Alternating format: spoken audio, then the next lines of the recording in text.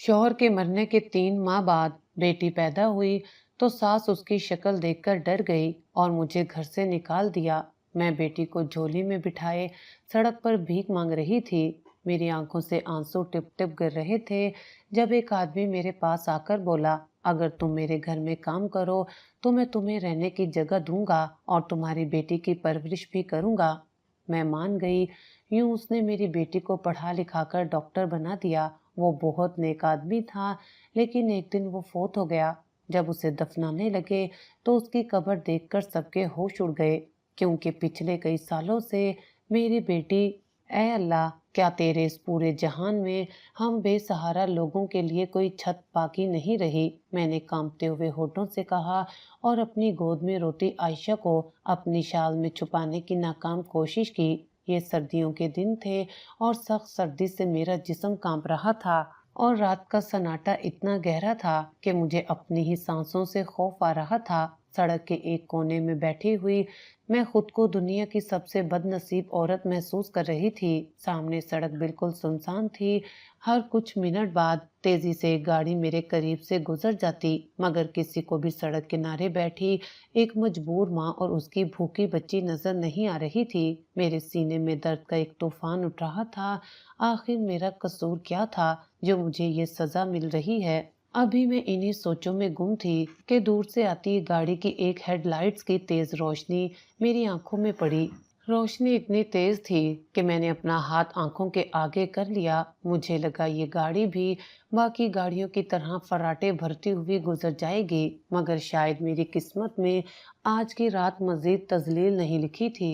गाड़ी की रफ्तार धीमी हुई और वो मेरे बिल्कुल करीब आकर रुक गई। काले रंग की चमकीली बड़ी गाड़ी का शीशा आहिस्ता आहिस्ता नीचे सिरका तो मैंने सहम कर अपनी बच्ची को और जोर से भींच लिया। गाड़ी के अंदर से एक सफेद बालों वाले बुजुर्ग ने झांक कर मुझे देखा। उनके चेहरे पर झुर्रियां थी, मगर आंखों में एक अजीब सी चमक थी। वो कुछ लम्हे खामोशी से मुझे और मेरी गोद में मौजूद बच्ची को देखते रहे, जैसे किसी गहरी सोच में हों या शायद किसी को पहचानने की कोशिश कर रहे हों। फिर अचानक वो गाड़ी का दरवाजा खोलकर तेजी से नीचे उतर आए। उनके चलने के अंदाज में एक इज़्तिराब था जो मुझे समझ नहीं आया। बेटी, तुम कौन हो और आधी रात को यहाँ इस शदीद सर्दी में अकेली क्या कर रही हो? उनकी आवाज में एक लर्जिश थी जो शायद सर्दी की वजह से नहीं, बल्कि किसी अंदरूनी कैफियत की वजह से थी। मैंने डरते डरते उनकी तरफ देखा तो मुझे उनकी आंखों में शफकत दिखाई दी। मैं कुछ बोलना चाहती थी, मगर सर्दी और भूख की वजह से मेरी आवाज गले में ही घुट कर रह गई। मैंने सिर्फ नफी में सर हिला दिया, जिसका मतलब था कि मेरा कोई ठिकाना नहीं है। मेरे खामोश इनकार ने जैसे उनके दिल पर कोई और वार किया हो। वो तड़प कर बोले, नहीं बेटी, ऐसा नहीं हो सकता कि मैं तुम्हें इस हाल में छोड़कर चला जाऊं। देखो, तुम्हारी बच्ची सर्दी से नीली हो रही है। खुदा के लिए मेरी बात मानो और गाड़ी में बैठ जाओ। मैं तुम्हें किसी महफूज जगह पहुंचा दूंगा। मैं तुम्हें यहाँ सड़क पर मरने के लिए नहीं छोड़ सकता। उनका लहजा इतना पुरखलूस और दर्दमंदी से भरा था कि मेरे अंदर का खौफ कुछ कम हुआ। मैंने अपनी बेटी के ठंडे पड़ते जिस्म को महसूस किया तो ममता ने मुझे मजबूर कर दिया। मैंने कांपते हुए कदमों से गाड़ी की तरफ बढ़ना शुरू किया और पिछली सीट पर बैठ गई। गाड़ी के अंदर हीटर चल रहा था, जिसकी गरमाइश ने मेरे मुंजमद जिस्म में जैसे जान डाल दी थी। वो बुजुर्ग ड्राइविंग सीट पर बैठे और गाड़ी चला दी, मगर वो बार बार मिरर से मुझे देख रहे थे। उनकी नजरों में एक सवाल था, एक तजस्सुस था, मगर वो खामोश थे। इस गर्म माहौल में मुझे सुकून मिला तो मेरे जहन में माजी के दरीचे खुले।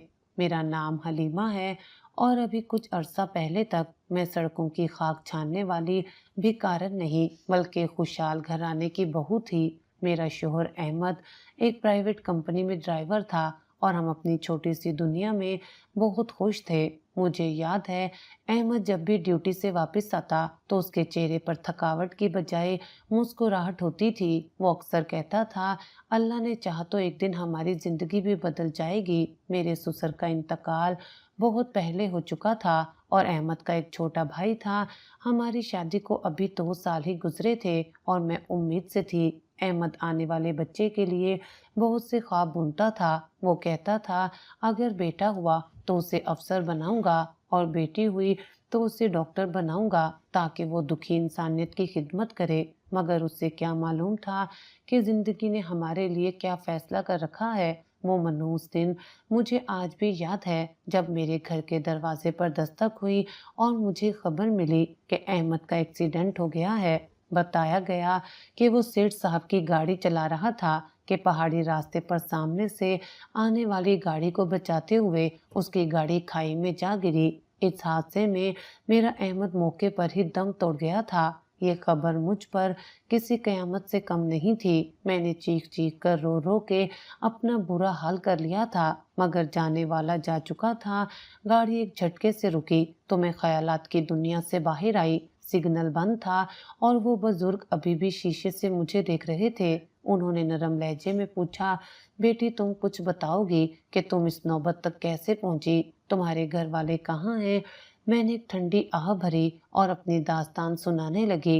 अंकल, मेरे शोहर के मरने के बाद मेरी दुनिया उजड़ गई थी। अहमद के जाने के बाद मेरी सास का रवैया मेरे साथ बिल्कुल बदल गया। वो पहले भी मुझसे ज्यादा खुश नहीं थी, मगर बेटे की कमाई की वजह से खामोश रहती थी। अहमद की तदफीन के कुछ दिन बाद ही उन्होंने मुझे ताने देने शुरू कर दिए। वो कहती कि तुम मेरे बेटे के लिए मनहूस साबित हुई हो, तुमने उसे खा लिया। मैं हामला थी और मुझे आराम और सुकून की जरूरत थी, मगर घर के सारे काम का बोझ मेरे कंधों पर डाल दिया गया। रोजाना लड़ाई झगड़े और गाली गलौज मेरा मामूल बन गया था। वो कहती कि अब मेरे बेटे की कमाई नहीं आती तो मैं तुम्हें मुफ्त की रोटियां कैसे खिलाऊं। मैं सब्र का घूंट पीकर खामोश रहती, क्योंकि मेरे पेट में अहमद की निशानी पल रही थी। मुझे उम्मीद थी कि बच्चा पैदा होगा तो दादी का दिल पिस जाएगा और शायद हालात बेहतर हो जाएं, मगर मेरी ये उम्मीद भी गलत साबित हुई। 3 माह पहले जब मैंने उस बच्ची को जन्म दिया तो मेरी सास का गुस्सा बेकाबू हो गया। अस्पताल के बिस्तर पर ही उन्होंने चीखना शुरू कर दिया कि एक तो बेटा गया, ऊपर से ये मुसीबत गले पड़ गई। मुझे लगा था वो पोती का मुंह देखकर पुरानी रंजिशें भूल जाएंगी, मगर उन्होंने बच्ची को गोद में लेना तो दूर उसकी तरफ देखना भी गवारा नहीं किया। मगर वापस आते ही उन्होंने मुझे साफ लफ्जों में कह दिया, हलीमा, कान खोलकर सुन लो, इस घर में सिर्फ वही रहेगा जो कमा कर लाएगा। अगर तुम यहाँ रहना चाहती हो तो इस बच्चे को किसी यतीम खाने में छोड़ आओ, वरना अपना रास्ता नापो। मैं एक माँ थी, मैं अपनी जिगर के टुकड़े को कैसे छोड़ सकती थी। मैंने उनके पांव पकड़े, उनकी मिन्नतें की कि माँ जी खुदा का खौफ करें, ये आपके मरहूम बेटे की निशानी है, मगर उनके दिल में रहम का कोई गोशा नहीं था।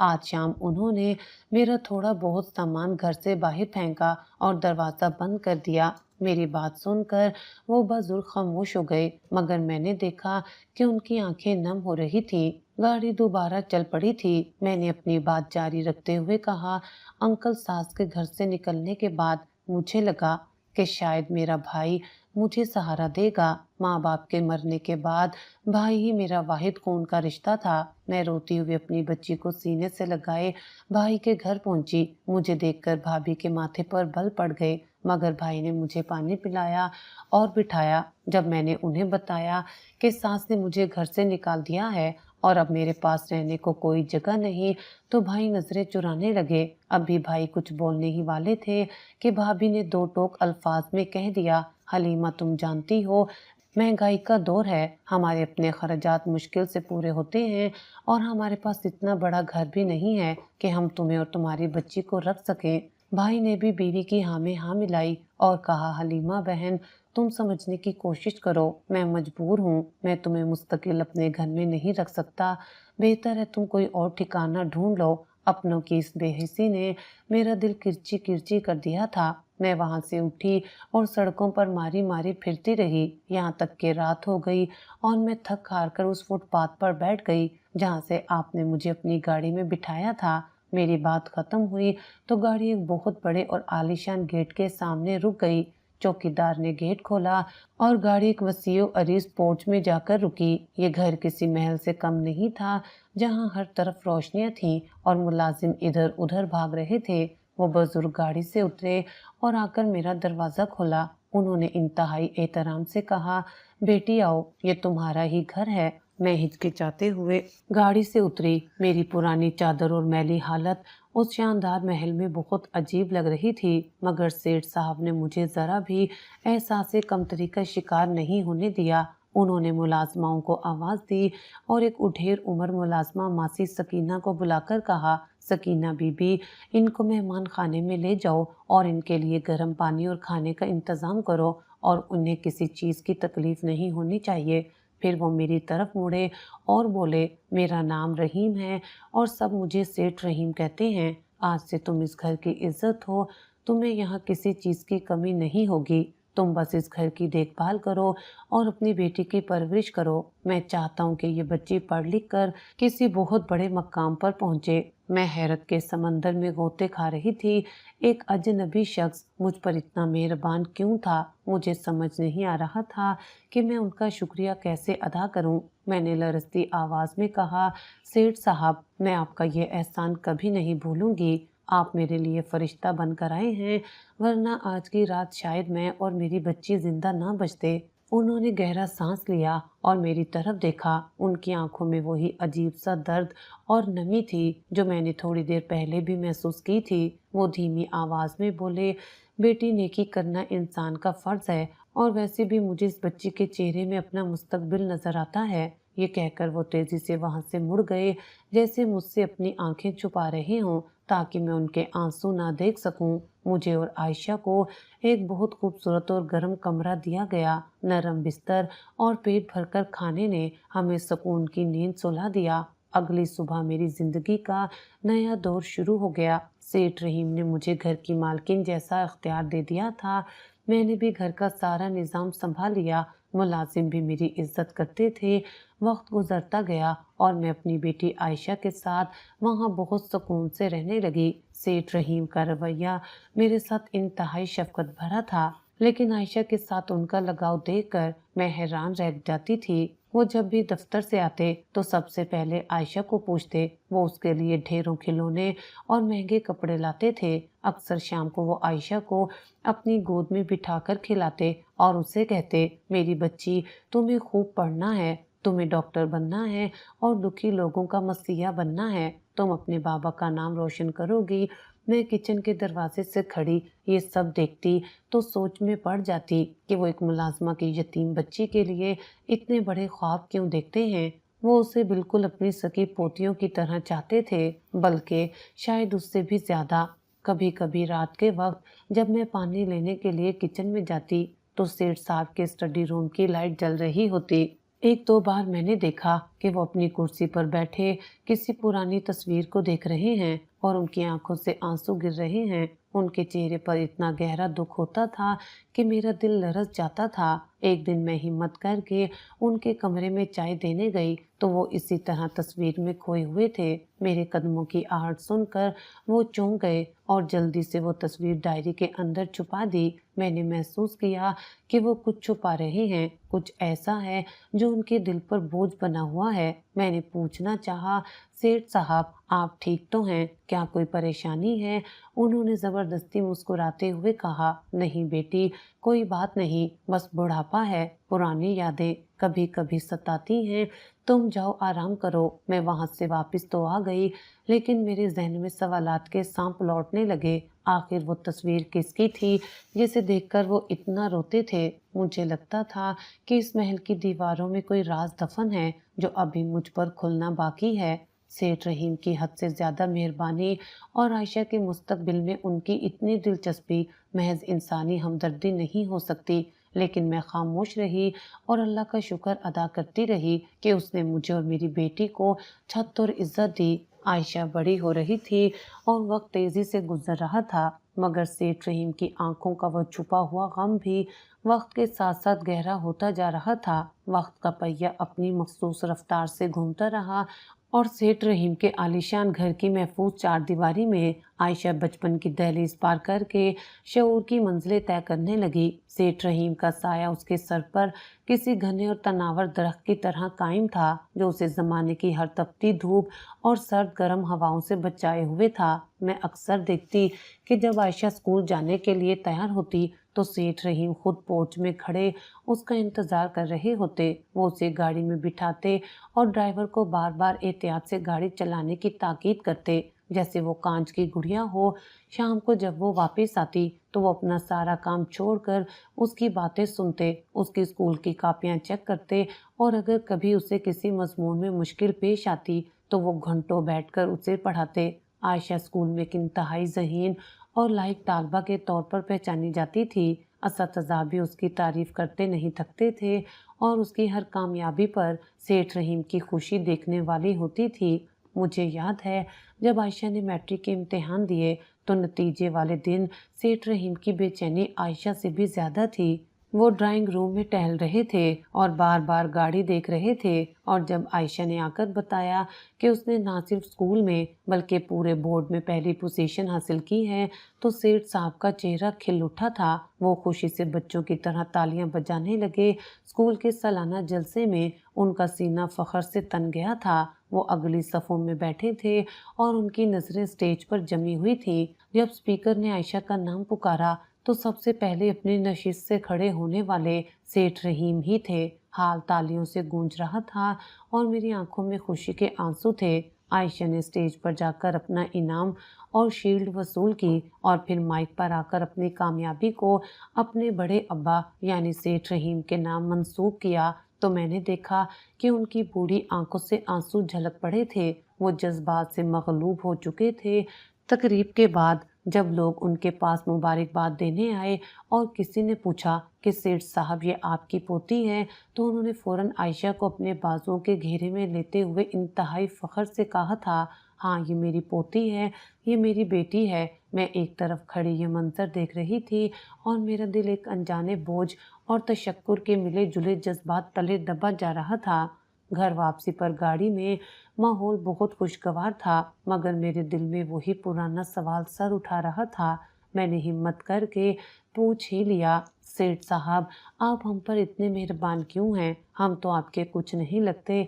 मैं आपके घर की मुलाजमा हूँ और आयशा एक यतीम बच्ची है, फिर आप इसे अपनी सकी औलाद से बढ़कर क्यों चाहते हैं? दुनिया वाले बातें बनाते हैं और मुझे कभी कभी डर लगता है कि कहीं आपका ये एहसान हम पर कोई ऐसा बोझ न बन जाए जिसे हम उतार ना सके। सेठ रहीम ने मेरी बात सुनकर एक गहरा सांस लिया और गाड़ी के शीशे से बाहर देखते हुए धीमी आवाज में बोले, हलीमा बेटी, दुनिया वालों की परवाह मत करो, नेकी करना इंसान का फर्ज है और वैसे भी मुझे इस बच्ची में अपना मुस्तकबिल नजर आता है। मुझे इसके माथे पर एक चमक दिखाई देती है जो मुझे यकीन दिलाती है कि ये बहुत आगे जाएगी। तुम इन बातों को छोड़ो और बस इसकी पढ़ाई पर तवज्जो दो। मैं चाहता हूँ कि ये डॉक्टर बने और दुनिया देखे कि एक यतीम बच्ची कहाँ तक पहुँच सकती है। उनका जवाब हमेशा की तरह गोलमोल था मगर उनके लहजे की सच्चाई मुझे खामोश कर देती थी। हालांकि मेरा दिल कहता था कि बात सिर्फ नेकी की नहीं है, कोई तो राज है जो वो अपने सीने में दफन किए बैठे हैं, कोई तो वजह है जो वो हमें अपनी पलकों पर बिठाए हुए हैं। सालों का सफर महीनों की तरह गुजर गया और वो दिन भी आ गया जिसका सेठ रहीम को सबसे ज्यादा इंतजार था। आयशा ने इंटर में भी रिकॉर्ड नंबरों से कामयाबी हासिल की और अब मरला मेडिकल कॉलेज में दाखिले का था। सेठ रहीम ने आयशा के लिए बेहतरीन किताबों और ट्यूटर का इंतजाम किया और वो खुद भी उसकी हौसला अफजाई करते रहते थे। जिस दिन मेरिट लिस्ट लगनी थी उस दिन हम सब दुआएं मांग रहे थे और फिर जब आयशा का नाम शहर के सबसे बड़ी सरकारी मेडिकल कॉलेज की फहरिस्त में सहरे फहरिस्त आया तो उस दिन सेठ रहीम की खुशी का कोई ठिकाना नहीं था। उन्होंने पूरे मोहल्ले में नहीं बल्कि पूरे शहर में मिठाई तकसीम करवाई और गरीबों में खाना बांटा। वो जिससे भी मिलते उसे फख्र से बताते कि मेरी बेटी डॉक्टर बन रही है। उनके चेहरे पर ऐसी रौनक थी जैसे उनकी अपनी कोई बहुत बड़ी और अधूरी ख्वाहिश पूरी हो गई हो।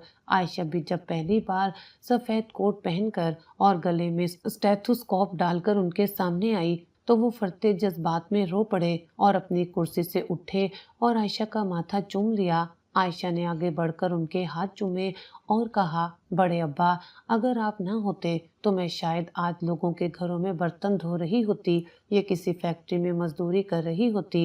ये सफ़ेद कोट और ये इज्जत सब आपकी बदौलत है। आप मेरे लिए मेरे बाबा से कम नहीं हैं। آپ نے مجھے وہ زندگی دی ہے جس کا میں تصور بھی نہیں کر سکتی تھی۔ سیٹھ رحیم نے شفقت سے اس کے سر پر ہاتھ رکھا اور لرزتی آواز میں کہا، نہیں بیٹا، یہ تمہاری اپنی محنت اور تمہاری ماں کی دعاؤں کا نتیجہ ہے۔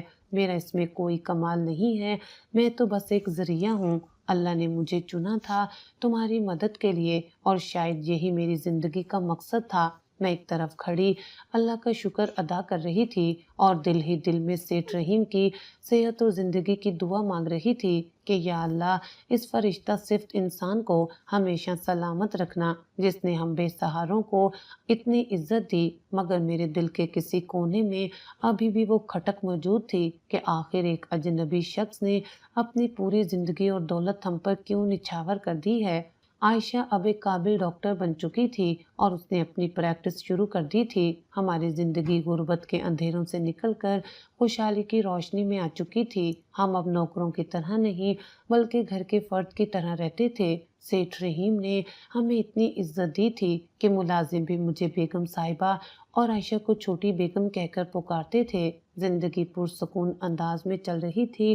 ایک شام قدرت نے مکافات عمل کا ایک عجیب اور لرزہ خیز منظر دکھایا۔ سردیوں کی ایک تاریک شام تھی اور مغرب کے بعد کا وقت تھا۔ باہر آسمان پر کالے بادل چھائے ہوئے تھے اور ہلکی بوندا باندی ہو رہی تھی کہ گیٹ پر موجود چوکیدار نے آ کر بتایا کہ کوئی بوڑھی عورت آپ سے ملنا چاہتی ہے۔ میں نے حیرت سے پوچھا کہ کون ہے، تو اس نے کہا، بی بی جی، وہ اپنا نام نہیں بتا رہی، بس رو رہی ہے اور کہہ رہی ہے کہ حلیمہ کو بلا دو۔ میں گھبرا گئی کہ اس وقت کون ہو سکتا ہے۔ میں عائشہ کے ساتھ چھتری تانے گیٹ کی طرف گئی۔ گیٹ کے باہر سڑک کی مدھم اور پیلی روشنی میں ایک لاچار اور کمزور عورت کھڑی تھی جو بارش میں بھیگ رہی تھی۔ اس کے کپڑے میلے کچیلے تھے اور چہرہ جھریوں سے بھرا ہوا تھا۔ وہ سردی سے کانپ رہی تھی۔ میں نے غور سے دیکھا تو میرے قدم وہیں جم گئے اور سانس حلق میں اٹک گیا۔ یہ کوئی اور نہیں، میری ساس تھی، وہ ظالم عورت جس نے اپنی جوانی اور طاقت کے زوم میں مجھے دھکے دے کر گھر سے نکالا تھا، جس نے میری معصوم بچی پر رحم نہیں کھایا تھا۔ آج وہ بیماری اور بڑھاپے کی وجہ سے بالکل ٹوٹی ہوئی عمارت لگ رہی تھی۔ ان کی کمر جھک چکی تھی اور آنکھوں میں بینائی کمزور لگ رہی تھی۔ انہیں کہیں سے پتہ چل گیا تھا کہ ان کی بہو اور پوتی اب شہر کے امیر ترین سیٹھ کے گھر رہتی ہیں اور ڈاکٹر بن چکی ہیں۔ وہ مجھے دیکھتے ہی لڑکھڑا کر آگے بڑھی اور میرے قدموں میں گرنے کی کوشش کی۔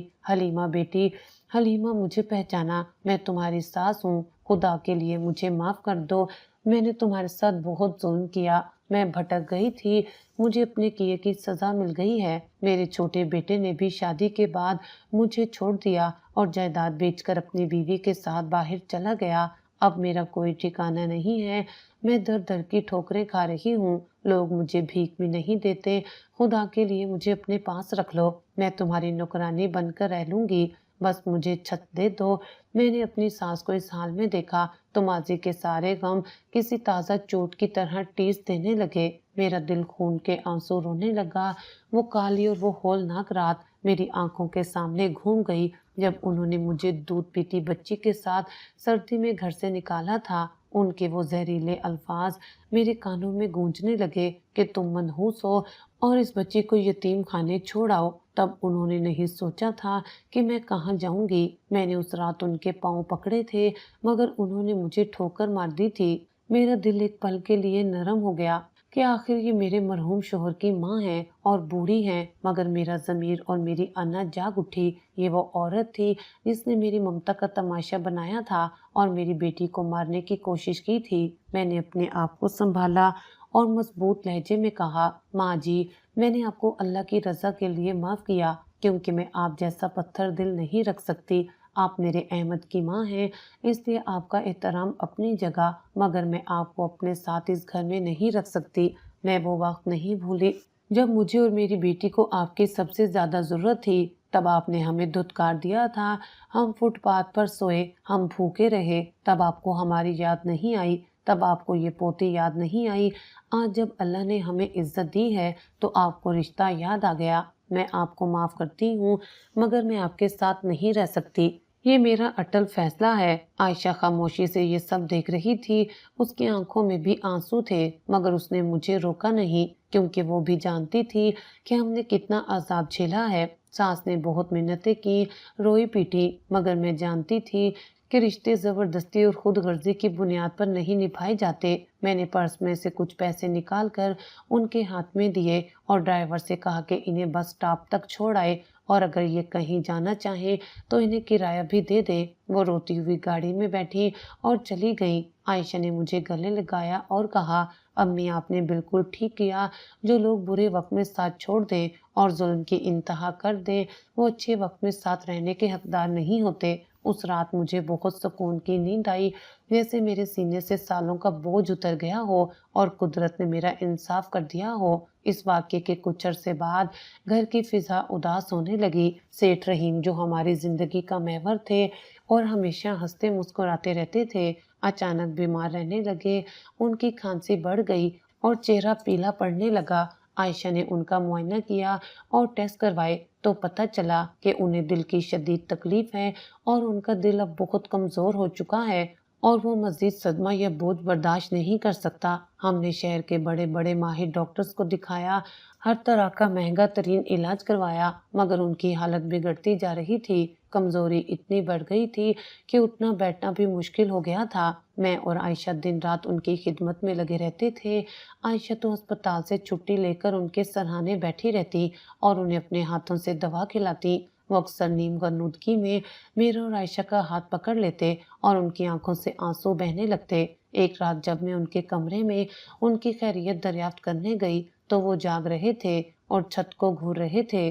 انہوں نے مجھے دیکھا تو اشارے سے پاس بلایا اور میرا ہاتھ اپنے کمزور اور ٹھنڈے ہاتھوں میں لے کر کہا، حلیمہ بیٹی، اب میرا وقت قریب ہے اور مجھے خوشی ہے کہ میں اب سکون سے مر سکتا ہوں۔ میں نے اپنا قرض اتار دیا ہے، میرے کندھوں پر جو بوجھ تھا وہ اب ہلکا ہو گیا ہے، میں اب احمد سے آنکھیں ملا سکوں گا۔ مجھے ان کی یہ قرض والی بات سمجھ نہیں آتی تھی۔ میں حیرانی اور پریشانی سے پوچھتی، سیٹھ صاحب آپ کیسی باتیں کرتے ہیں؟ آپ نے ہم سے کون سا قرض لیا؟ بلکہ ہم تو آپ کے مقروض ہیں، آپ کا احسان ہم 7 جنموں میں نہیں اتار سکتے۔ آپ پلیز ایسی باتیں نہ کیا کریں۔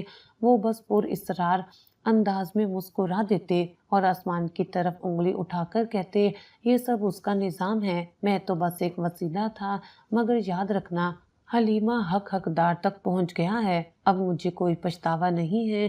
ان کی باتیں پہیلیاں لگتی تھیں، مگر ان کی آنکھوں میں موت کی پرچھائیاں دیکھ کر میرا دل دہل جاتا تھا۔ آخر کار وہ منحوس گھڑی بھی آن پہنچی جس کا ڈر تھا۔ سردیوں کی ایک اداس اور ویران شام، سیٹھ رحیم ہمیں روتا چھوڑ کر اپنے خالق حقیقی سے جا ملے۔ ان کے انتقال کی خبر جنگل کی آگ کی طرح پورے شہر میں پھیل گئی۔ یہ خبر سنتے ہی لوگوں کا ایک ہجوم امڈ آیا۔ پورا محلہ سوگوار تھا کیونکہ وہ سب کے لیے مسیحا تھے۔ شہر کی بڑی بڑی شخصیات ان کے جنازے میں شرکت کے لیے آئیں۔ وہ لوگ بھی آ گئے جو ان کی زندگی میں کبھی ان کا حال پوچھنے نہیں آئے تھے، اور وہ دور پرے کے رشتے دار بھی نمودار ہو گئے جو شاید ان کی جائیداد کی امید میں مگرمچھ کے آنسو بہا رہے تھے اور کونے میں کھڑے کھسر پھسر کر رہے تھے۔ جنازے کا وقت ہوا تو ایک عجیب اور معجزاتی منظر دیکھنے میں آیا۔ جب ان کی میت کو غسل دیا گیا تو ان کا چہرہ نور سے چمک رہا تھا، اور جب جنازہ قبرستان لے جایا گیا اور قبر میں اتارا گیا تو قبر سے اچانک گلابوں جیسی بھینی بھینی خوشبو آنے لگی۔ یہ خوشبو اتنی تیز اور سکون آور تھی کہ وہاں موجود ہر شخص حیران رہ گیا۔ لوگ ایک دوسرے کو دیکھنے لگے کہ یہ خوشبو کہاں سے آ رہی ہے۔ یہ کوئی دنیاوی عطر نہیں تھا بلکہ جنت کی خوشبو محسوس ہو رہی تھی، اور جب قبر پر مٹی ڈالی گئی تو مٹی اتنی نرم تھی جیسے ریت ہو اور خود بخود قبر کو ڈھانپ رہی تھی۔ وہاں موجود مولوی صاحب نے بلند آواز میں کہا کہ سبحان اللہ، یہ اللہ کے ولی کی نشانی ہے، ضرور اس بندے نے کوئی ایسی نیکی کی ہے، کوئی ایسا چھپا ہوا عمل کیا ہے جو اللہ کو بہت پسند آ گیا ہے۔ لوگ ان کی ولادت کے قصے بیان کرنے لگے اور عقیدت سے قبر کی مٹی کو چومنے لگے۔ میں اور عائشہ کونے میں کھڑی زاروں قطار رو رہی تھی۔ ہمارے لیے تو وہ ولی سے بھی بڑھ کر تھے جنہوں نے ہماری زندگی سنوار دی تھی، وہ ہمارے سرپرست تھے، ہمارے محسن تھے، مگر میرے دل میں سیٹھ صاحب کے آخری الفاظ بار بار گونج رہے تھے کہ میں نے اپنا قرض اتار دیا ہے۔ مجھے کیا معلوم تھا کہ ان کی موت کے بعد ایک ایسا راز کھلنے والا ہے جو میرے پیروں تلے سے زمین نکال دے گا اور مجھے پتہ چلے گا کہ وہ قرض کس چیز کا تھا۔ سیٹھ صاحب کے وہ دور پرے کے رشتے دار جو ان کی زندگی میں کبھی ان کے دروازے پر نہیں آئے تھے اور آج وہ ان کے ڈرائنگ روم میں بیٹھے ہوئے تھے اور ان کی نظریں گھر کے قیمتی سامان اور جائیداد پر گڑی ہوئی تھی۔ میں اور عائشہ ایک کونے میں بیٹھی رو رہی تھی کہ تبھی سیٹھ صاحب کے خاندانی وکیل مسٹر کمال اپنا بریف کیس تھامے اندر داخل ہوئے۔ ان کے آتے ہی کمرے میں گہرا سناٹا چھا گیا۔ سب کی نظریں ان کے ہاتھ میں موجود فائل پر جم گئی کیونکہ سب جانتے تھے کہ سیٹھ رحیم اربوں کی جائیداد کے مالک تھے اور ان کی کوئی اپنی اولاد نہیں تھی، اس لیے ہر کوئی دل ہی دل میں خود کو وارث سمجھ رہا تھا۔ وکیل صاحب نے سب پر ایک تائرانہ نظر ڈالی اور پھر گلا صاف کرتے ہوئے بولے، آپ سب جانتے ہیں کہ سیٹھ رحیم ایک بہت اصول پسند انسان تھے۔ انہوں نے اپنی زندگی میں ہی اپنے تمام معاملات طے کر لیے تھے اور میرے پاس ان کی قانونی وصیت موجود ہے جو انہوں نے اپنے پورے ہوش و حواس میں لکھوائی تھی۔ یہ سنتے ہی رشتے داروں کے کان کھڑے ہو گئے اور ایک بھاری بھرکم خاتون جو خود کو سیٹھ صاحب کی چچا ذات کہتی تھی فوراً بول اٹھی، وکیل صاحب جلدی بتائیں کہ مرحوم نے ہمارے لیے کیا چھوڑا ہے، آخر ہم ان کے خون کے رشتے دار ہیں۔ وکیل صاحب نے اطمینان سے فائل کھولی اور پڑھنا شروع کیا کہ میں رحیم بخش اپنے مکمل ہوش و حواس میں یہ وصیت کرتا ہوں کہ میرے مرنے کے بعد میری تمام منقوعہ اور غیر منقوعہ جائیداد، میرا بینک بیلنس اور میرا یہ گھر میری منہ بولی بیٹی ڈاکٹر عائشہ اور اس کی والدہ حلیمہ کے نام کیا جائے۔ یہ جملہ سننا تھا کہ جیسے کمرے میں بم پھٹ گیا ہو۔ سب کے منہ حیرت اور غصے سے کھلے کے کھلے رہ گئے۔ وہ رشتے دار جو ابھی تک مگر مچ کے آنسو بہا رہے تھے اچانک اپنی اصلیت پر اتر آئے۔ وہ چیخنے چلانے لگے کہ یہ کیسے ہو سکتا ہے، یہ وصیت جعلی ہے۔ سیٹھ رحیم پاگل نہیں تھے جو اپنی ساری دولت ان دو معمولی عورتوں کے نام کر جاتے۔ یہ عورتیں تو ان کے گھر کی نوکرانیاں ہیں۔ ضرور اس حلیمہ نے سیٹھ صاحب پر کوئی کالا جادو کیا ہے یا انہیں دوائیوں میں کچھ ملا کر پلاتی رہی ہے تاکہ ان سے یہ وصیت لکھوا سکے۔ ان لوگوں کی بکواس سن کر میرا کلیجہ منہ کو آنے لگا۔ عائشہ غصے سے کھڑی ہو گئی مگر میں نے اس کا ہاتھ پکڑ کر بٹھا دیا۔ وکیل صاحب نے میز پر ہاتھ مار کر سب کو خاموش کروایا اور سخت لہجے میں بولے، خبردار کسی نے سیٹھ صاحب کی کردار کشی کی یا ان پر کوئی الزام لگایا، یہ وصیت رجسٹرڈ ہے اور قانون کی نظر میں بالکل درست ہے۔ سیٹھ صاحب نے مجھے پہلے ہی آگاہ کر دیا تھا کہ ان کے مرنے کے بعد آپ لوگ ایسا ہی تماشا کریں گے، اس لیے انہوں نے اس وصیت کے ساتھ ایک ذاتی خط بھی چھوڑا ہے جو صرف حلیمہ بی بی پڑھ سکتی ہیں اور ان کے گھر کی اور جائیداد کی تمام قانونی دستاویز اور تجوری کی چابی اب حلیمہ بی بی کی امانت ہے۔ وکیل صاحب نے ہجوم کو نظر انداز کرتے ہوئے ایک بند لفافہ اور ایک چھوٹی سی سنہری چابی میری ہتھیلی پر رکھی اور کہا، حلیمہ بی بی، یہ سیٹھ صاحب کی نجی تجوری کی چابی ہے جو ان کے بیڈ روم میں ہے۔ انہوں نے تاکید کی تھی کہ ان کے مرنے کے بعد سب سے پہلے آپ وہ تجوری کھولیں، اس میں آپ کے لیے کچھ ایسا ہے جو آپ کو جاننا بہت ضروری ہے۔ یہ سب اتنا اچانک ہو رہا تھا کہ میرا دماغ معاف ہو چکا تھا۔ رشتے دار ابھی بھی شور مچا رہے تھے اور دھمکیاں دے رہے تھے کہ ہم عدالت جائیں گے، ہم اس وصیت کو نہیں مانتے، مگر وکیل صاحب نے انہیں پولیس بلانے کی دھمکی دے کر خاموش کروا دیا۔ میں کانپتے ہاتھوں سے وہ چابی اور لفافہ تھامے سیٹھ صاحب کے کمرے کی طرف بڑھی۔ عائشہ بھی مجھے سہارا دینے کے لیے میرے ساتھ تھی۔ سیٹھ صاحب کا کمرہ بالکل ویسا ہی تھا جیسا وہ ابھی چھوڑ کر گئے ہوں۔ فضا میں ان کے عطر کی مہک بسی ہوئی تھی جو میرے دل کو مزید اداس کر رہی تھی۔ میری نظر ان کے خالی بستر پر پڑی تو میری آنکھوں سے بے اختیار آنسو جاری ہو گئے۔ میں نے لرزتے ہاتھوں سے چابی لگائی اور ایک ہلکی سی ٹک کی آواز کے ساتھ تجوری کا دروازہ کھل گیا۔ تجوری کے اندر کوئی سونا یا ہیرے جواہرات نہیں تھے بلکہ وہاں ایک پرانی ڈائری اور ایک تصویر رکھی تھی۔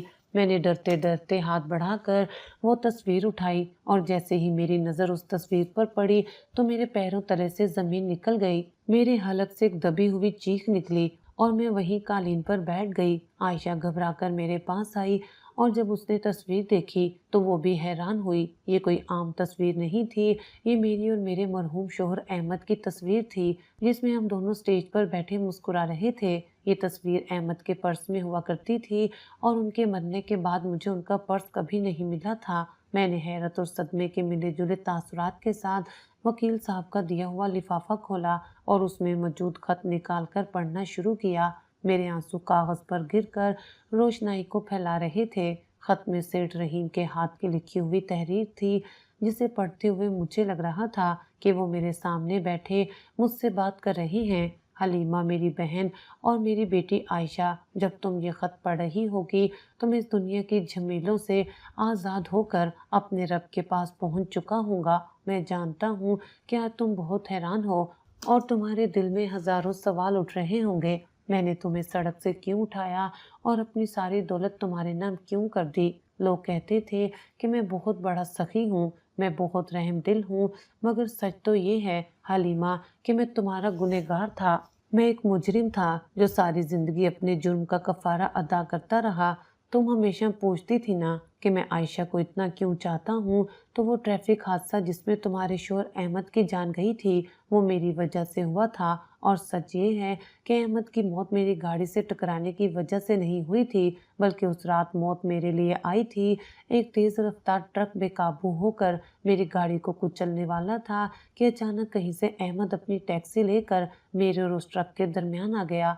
उसने मेरी जान बचाने के लिए अपनी टैक्सी ट्रक के आगे लगा दी। ट्रक ने उसकी टैक्सी को पूरी तरह कुचल दिया और वो फरिश्ता सिर्फ इंसान मेरी जिंदगी बचाकर खुद मौत के मुंह में चला गया। मेरी गाड़ी भी टकराई और मैं बेहोश हो गया। मैं कई महीनों तक अस्पताल में कोमा की हालत में जिंदगी और मौत की कश्मकश में रहा। जब मुझे होश आया और मैंने इस हादसे की तफसीलात पूछी तो मुझे बताया गया कि जिस टैक्सी ड्राइवर ने अपनी जान पर खेलकर मुझे बचाया था, वो मौके पर ही शहीद हो गया।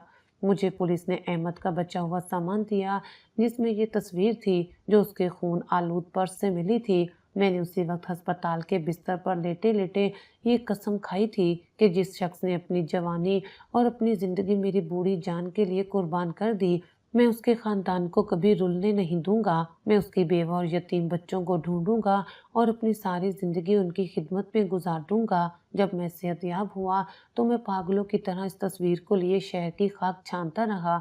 मैं सबसे पहले तुम्हारे पुराने घर गया तो वहाँ के पड़ोसियों ने बताया कि अहमद के मरने के बाद उसकी सास ने बहू को घर से निकाल दिया है। मेरा कलेजा फट गया कि मेरी वजह से खस्ता बस्ता घर उजड़ गया। मैंने अपने सारे मुलाजिम और जासूस पूरे शहर में फैला दिए कि हलीमा को ढूंढो। मैं खुद रातों को अपनी गाड़ी में सड़कों पर निकलता और हर फुटपाथ पर, हर चौराहे पर तुम्हें तलाश करता। और फिर उस सर्द रात अल्लाह ने मेरी फरियाद सुन ली और मैंने तुम्हें उस फुटपाथ पर पहचान लिया जहाँ तुम सर्दी में ठठर रही थी और तुम्हारी गोद में अहमद की निशानी भूख से बिलक रही थी। मुझे लगा कि अहमद आसमान से मुझे देख रहा है और कह रहा है कि सेठ साहब, मेरी अमानत संभालें। मैंने तुम्हें उस रात गाड़ी में बिठाया तो मेरा दिल चाहा कि मैं तुम्हारे कदमों में गिरकर माफ़ी मांग लूं और चीख चीख कर बताऊं कि मैं ही वो बदबख्त हूँ जिसकी वजह से तुम्हारा सुहाग उजड़ा। मगर मैं डर गया हलीमा, मैं बहुत डर गया। मुझे लगा कि अगर मैंने तुम्हें सच बता दिया तो तुम्हारी खुददारी और तुम्हारा गम तुम्हें मेरी मदद लेने से रोक देगा। तुम शायद मुझे कातिल समझकर मेरी गाड़ी से उतर जाओगी। इसलिए मैंने खामोशी इख्तियार की और ये झूठ बोला कि मैं सिर्फ इंसानी हमदर्दी में मदद कर रहा हूँ। हालांकि ये कोई एहसान नहीं था, ये अहमद का कर्ज था जो मैंने चुकाने की कोशिश की है। ये जायदाद, ये घर, ये रुपया पैसा, ये तुम्हारा और आयशा का हक है। मैंने आयशा को डॉक्टर बनाने का ख्वाब इसलिए देखा था क्योंकि अहमद चाहता था कि उसकी औलाद इंसानियत की खिदमत करे। मैंने बस उसके ख्वाब को ताबीर देने की कोशिश की है। मुझे माफ़ कर देना हलीमा कि मैंने ये बात इतने साल तुमसे छुपाए रखी। मैं अपनी आखिरी सांस तक तुम्हारा और अहमद का मकरूज रहा हूँ और अब जब मैं जा रहा हूँ तो उम्मीद है कि तुम मेरे लिए बद्दुआ नहीं करोगी और मुझे माफ़ कर दोगी। खत ख़त्म हुआ तो कमरे में सिर्फ मेरे और आयशा के रोने की आवाज़ें थीं। मेरे आंसू थमने का नाम नहीं ले रहे थे, मगर ये आंसू अब बेबसी के नहीं थे, बल्कि फ़ख्र और तशक्कुर के आंसू थे। आयशा ने वो तस्वीर मुझसे ली और उसे अपने सीने से लगाकर फूट फूट कर रोने लगी। आज एक बहुत बड़ा राज खुला था कि मेरी बेटी किसी आम ड्राइवर की बेटी नहीं, बल्कि एक ऐसे हीरो की बेटी है जिसने अपनी जान देकर इंसानियत की आला मिसाल कायम की थी। और सेठ रहीम जिन्हें मैं सिर्फ एक मेहरबान मालिक समझती थी, वो दरअसल शराफत और वफादारी का पैकर निकले। उन्होंने सिर्फ जान के बदले जान नहीं बचाई थी, बल्कि उन्होंने एक एहसान के बदले हमारी नस्लें संवार दी थी। वो चाहते तो हमें कुछ पैसे देकर भी अपना फर्ज पूरा कर सकते थे, मगर उन्होंने हमें अपनी औलाद बना कर रखा, हमें इज्जत दी और हमें उस मकाम तक पहुंचाया। रिश्तेदारों की तमाम बातें और इल्ज़ामात अब मेरे लिए बेमायनी हो चुके थे, क्योंकि मेरे पास सच्चाई का वो सबूत था जो दुनिया की हर दौलत से बढ़कर था। मैंने खिड़की से बाहर देखा, जहां रात का अंधेरा छा रहा था, मगर मेरे दिल में उजाला हो चुका था। मैंने हाथ उठाए और दिल की गहराइयों से सेठ रहीम और अपने शोहर अहमद दोनों के लिए दुआ निकली कि या अल्लाह, इन दोनों को जन्नतुल फिरदौस में आला मकाम अता फरमा। एक ने जान दी और दूसरे ने जिंदगी दी। आज मुझे अपनी इस बेटी के डॉक्टर बनने पर और ज़्यादा फ़ख्र महसूस हो रहा था, क्योंकि उसकी बुनियाद किसी खैरात पर नहीं, बल्कि मेरे शोहर के लहू और सेठ रहीम के एसार पर रखी गई थी। मैंने आयशा के आंसू पोंछे और कहा, बेटी सर उठाकर जियो, तुम एक अजीम बाप की बेटी हो और एक अजीम इंसान की मुंह बोली बेटी हो। ये घर और ये दौलत तुम्हारा हक है, इसे कबूल करो और अपने दोनों बापों का नाम रोशन करो।